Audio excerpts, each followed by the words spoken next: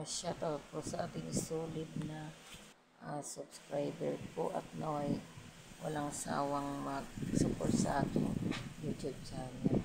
So meron po tayong bowl glass. Naglagay po ako dyan ng cotton or bulak. Naglagay rin po ako ng rice. And naglagay din po ako ng 12 pieces egg. So hindi po siya nagkasya. Ginawa ko po, nag-add po ako ng another egg rice. Naglagay po ako ng another rice dyan sa bowl na yan para po magkasya yung ating egg or itlog.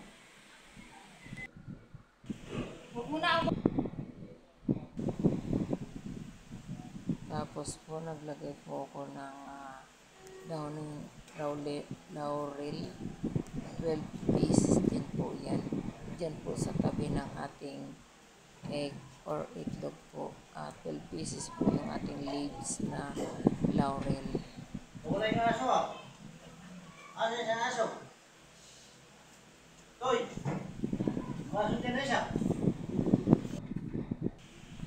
Pagkatapos po niyan, naglagay po ako ng 100 peso bill money,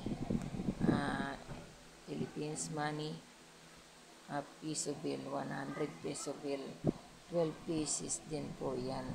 So, tinabi po ko yan dyan sa 12 pieces na egg or rice. Rice and egg 12 pieces.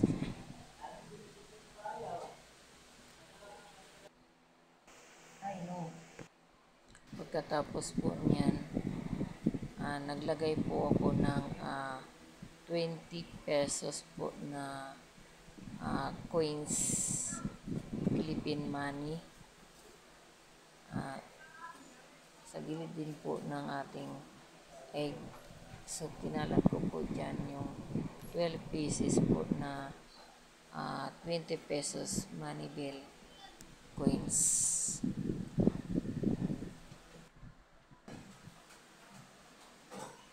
Pagkatapos po niyan, naglagay po ako ng isang pirasong orange dyan po sa gitna ng ating bowl or rice.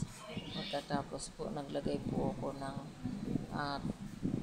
coins, chocolate coins, 12 pieces din po yan. So, nilagay ko rin po dyan, inikot ko po sa ating bilog na orange. 12 pieces yung ating chocolate chocolate coins.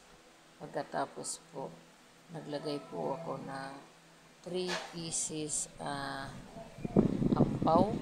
ampaw or red envelope.